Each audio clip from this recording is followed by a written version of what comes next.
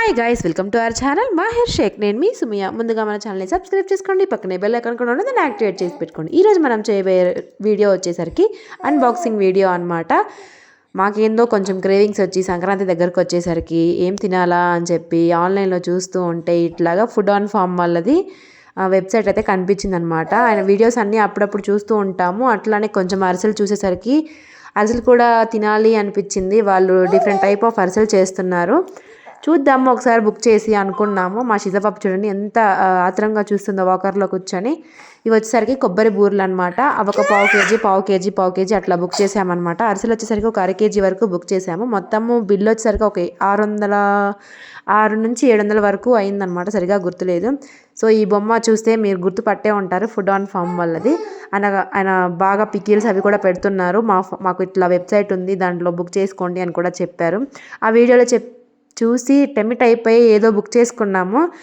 నాకైతే అస్సలు నచ్చలేదు. ఎండిపోయిన అరిసెల్లానే ఉన్నాయి. చూడ్డానికి చాలా కలర్ఫుల్గా ఉన్నాయి. టేస్ట్ మాత్రం నాకు అంతగా నచ్చలేదు. ఎందుకంటే ఆ కాస్ట్కి వర్తబుల్ కాదేమో అని అనిపించింది.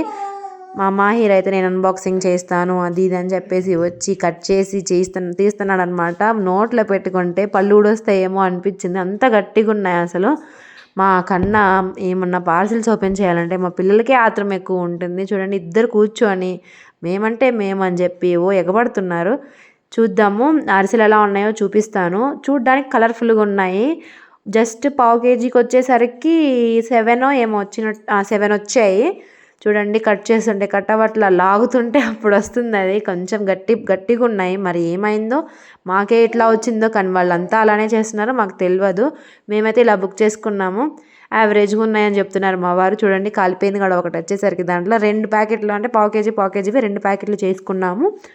మొత్తం ఒక 14 అరిసెలు వచ్చినాయి. అందులో ఒకటి ఇరిగిపోయింది, ఒకటేమో సగం వచ్చింది. ఇట్లా అయినాయి అనమాట. అవి అందుకులే చూపించడం అని చెప్పేసి పక్కన పెట్టేశాను.